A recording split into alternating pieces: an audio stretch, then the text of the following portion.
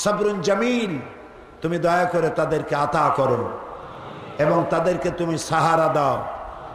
অসুস্থ, অগ্নিদগ্ধ শ্রমিকদেরকে দয়া করে পূর্ণ সুস্থতা আল্লাহ তাআলা তুমি দান করে দাও। সেই সাথে আমি দাবি জানাবো সরকারের কাছে এবং মিল কর্তৃপক্ষের কাছে, এই যারা নিহত হয়েছেন তাদের পরিবারকে ক্ষতিপূরণ, পৃথিবী বিক্রি করলেও ক্ষতিপূরণ দেওয়া যাবে না, কিন্তু তারপরেও তাদের সংসার যাত্রা নির্বাহের জন্যে ক্ষতিপূরণ দেওয়ার এবং আহতদের চিকিৎসা করার জন্যে কর্তৃপক্ষ বিশেষভাবে সরকারের কাছে এই বিশাল জনসমুদ্রের পক্ষ থেকে আমরা দাবি জানাচ্ছি। এদিকে আপনারা একমত?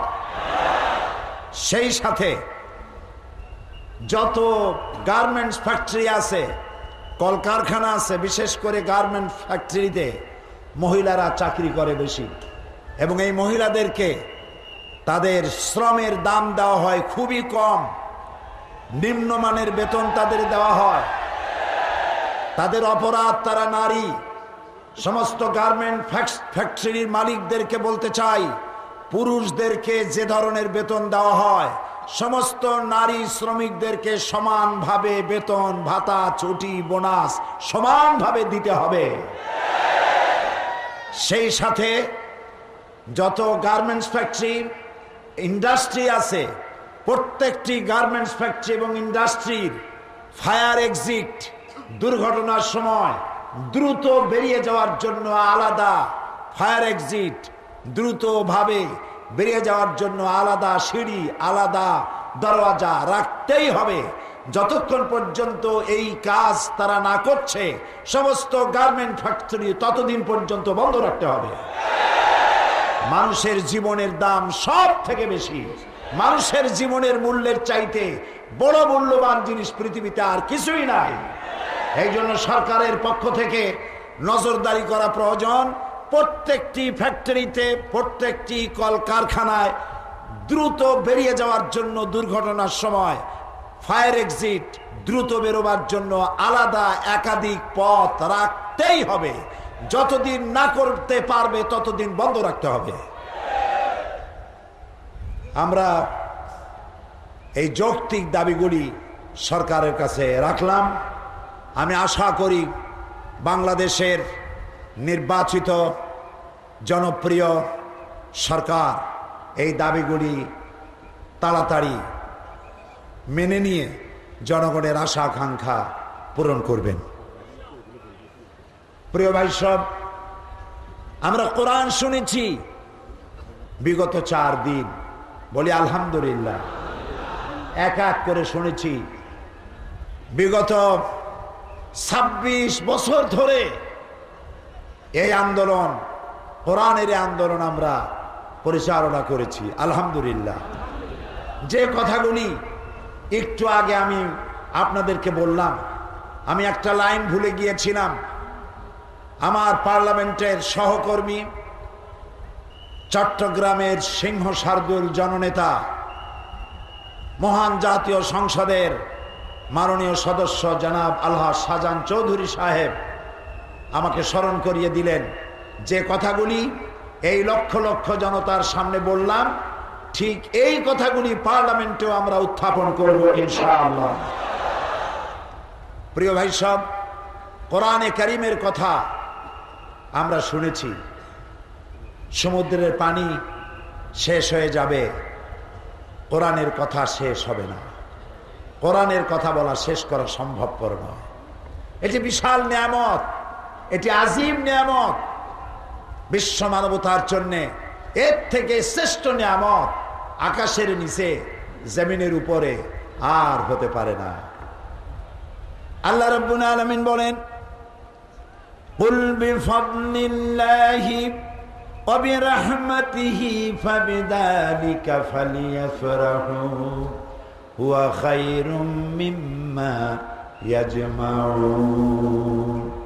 আল্লাহ তাআলা বলেন, নবী আপনি বলুন, এটি আল্লাহর পক্ষ থেকে তোমাদের জন্য, এটি আল্লাহর করুণা, এটি মেহেরবানি যে কোরআনের মতো একখানা কিতাব আল্লাহ তোমাদেরকে দান করেছেন।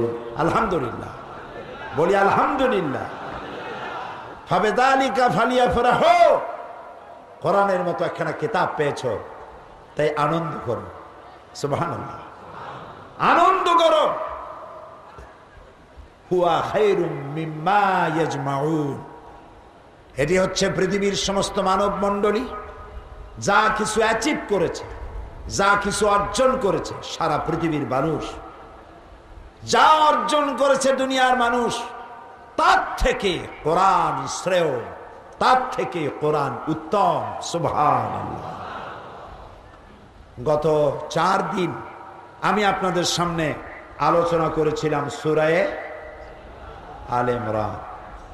ইসলামের কথা বলছিলাম, ইসলামের সৌন্দর্যের কথা বলছিলাম, ইসলামের মানবাধিকার, ইসলামের গণতান্ত্রিক অধিকার, ইসলামের অর্থনীতি, ইসলামের সমাজনীতি, ইসলামের রাষ্ট্রনীতি, ইসলামের নারীর অধিকার, ইসলামের শ্রমিকের অধিকার। ইসলামের এই সৌন্দর্যগুলি আপনাদের সামনে যথাযথভাবে উপস্থাপন করার চেষ্টা করেছি মাত্র। আল্লাহ পাক ভালো জানেন কতদূর পেরেছি। যদি এর দ্বারা মানুষের কোনো কল্যাণ হয়, তাহলে এর সমস্ত প্রশংসার দাবি, সমস্ত প্রশংসার মালিক একমাত্র কার?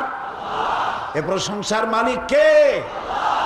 আর বুঝাতে যদি আমি ব্যর্থ হয়ে থাকি, সমস্ত ব্যর্থতার, অযোগ্যতার দায় দায়িত্ব আমার। আল্লাহ তাআলা আমাকে ক্ষমা করুন।